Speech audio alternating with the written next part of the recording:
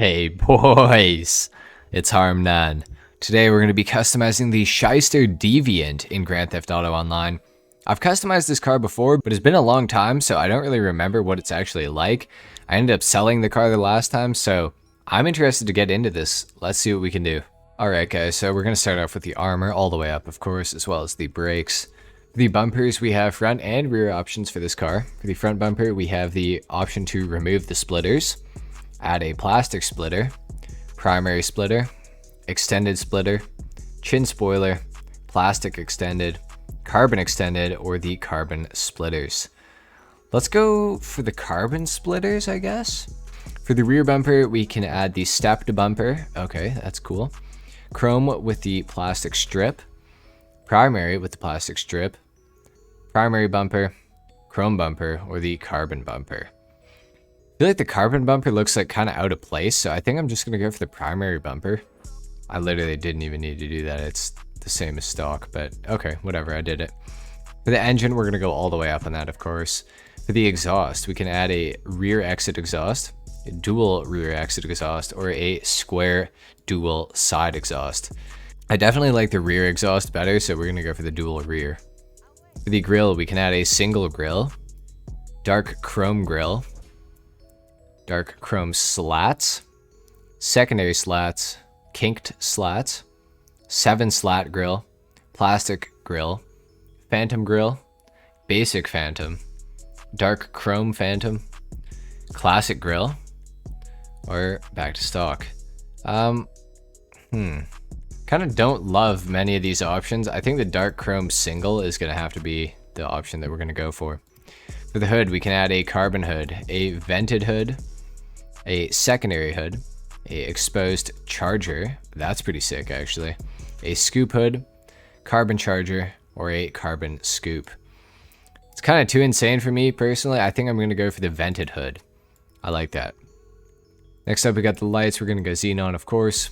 For the livery, we can add a yellow pinstripe if we want to, gray stripes, classic white stripes, negative stripes, two-tone, RJ farthings, okay, Aero gasoline, alpha male, lowrider, globe oil, or back to stock.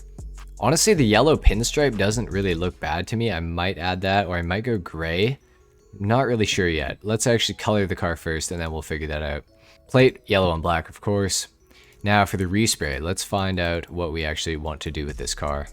I feel like it's gonna look really good in a red, so I'm thinking maybe like something like Grace red. Maybe even my crew color. Ooh, it looks pretty mean in the crew color, I'm not gonna lie.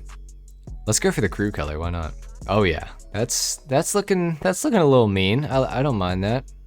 For the interior color, it doesn't really change a whole lot. We're just gonna go black, why not? For the roof, we are gonna add the livery roof so that the car is all one color. For the spoiler, we can add a smooth ducktail, a carbon ducktail, does the whole trunk as well, I guess, a notched ducktail, roof lip, boot lip, plastic boot lip, low level spoiler, low secondary, drag wing, carbon drag wing, or back to stock. We're going to go for the smooth ducktail. I like that one the best. Next up, for the suspension, we can lower this in quite a decent amount actually. Let's do that. It looks really good, I think. For the transmission, we can add a super transmission to this thing. That's crazy. Okay, cool. And finally, a turbo as well. Next up, for the wheels, let's see. Probably gonna have to go into the muscle category and see what we can find here.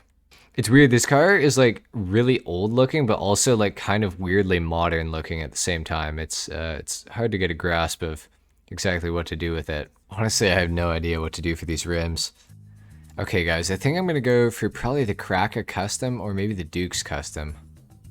Ooh, the Endo V3 Custom actually. Let's go for those. Those look a little better, I think. For the color, I think, yeah, it's gonna have to be black, I think. Tires, we are gonna go bulletproof, of course, though. For the windows, let's tint those all the way out as well. Let's go back to the liveries and see if any of them actually look good on this car with the color combination we have. We could add the yellow pinstripe. We could add the gray stripe. Or the classic white stripes. Ooh. I kind of like the white stripes, boys. I'm not gonna lie. Let's add those. Why not? All right, guys. So that's pretty much it for the customization. Let's take this thing down to the ground. We're gonna do a sound test and a review. All right, guys. Let's see how this thing actually sounds.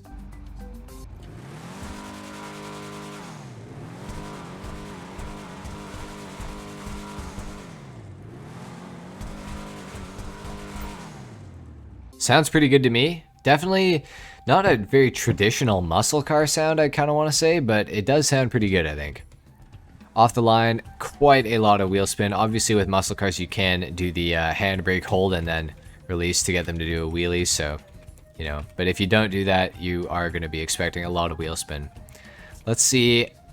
This thing is rear-wheel drive only, I do believe. Yes, it is. Of course, it makes sense. All right, let's see how this thing actually performs. Alright guys, so far, just on the first corner, I can tell that the tail end on this car is probably going to be a bit loose. I don't think it's going to grip up super well, but I could be wrong, I guess, so I guess we'll find out. The car is very, very fast. It does have the super transmission, like I mentioned, when I was actually customizing it. So that is definitely going to help this car to actually accelerate super, super fast. So, very good. So far, the car feels like a tiny bit like unstable, maybe. I don't know if that's the right word, but it definitely feels very, very slightly unpredictable towards the rear end of the car. It feels like it's just going to slide out on me like anytime I like nudge the steering at all. So I don't know. I guess we're going to have to see how it does in the handling section of the test, which is coming right up here. So we will see. Nice. Just, yep. Okay. I mean, it was my fault. I was supposed to stop there. My bad, I guess. Alright, so let's see how it actually does here. Okay, well, the turn in was pretty okay. The back end definitely kind of likes to slide out, but not as bad as I would have expected. And the thing actually did handle the corner somewhat decently.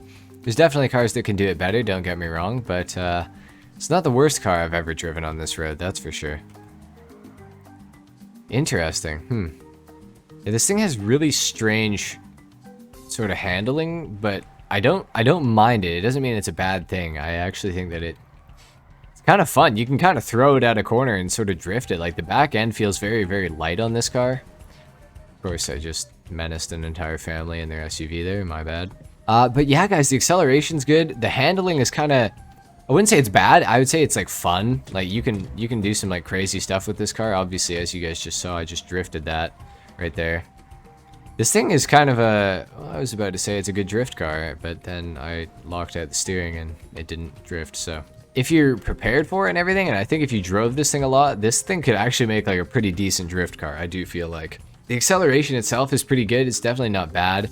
However, I don't think you're going to be winning any races in Grand Theft Auto Online with this thing, especially if you know, enter into like a muscle car race. I'm pretty sure if the race has corners, you are probably going to lose to the Dominator ASP. Or even if it doesn't have corners, you're still going to lose because that thing's crazy in a straight line.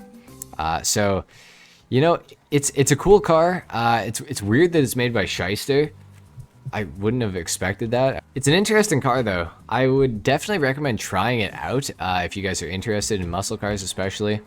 This thing is pretty old and I think it only retails for like 600,000, something like that. I could be completely wrong. I can't remember when I bought this thing what it actually cost me. But it is a pretty cheap car, I do believe, no matter what. So, you know, it might be worth your while to check it out. I would actually say it's a pretty good car. Anyway, guys, I think that's pretty much it for the customization and the review today. If you guys enjoyed this video, if you learned something, leave a like, if not dislike. Subscribe if you guys are new, and I will see you guys in the next video. Until then, take care. Peace.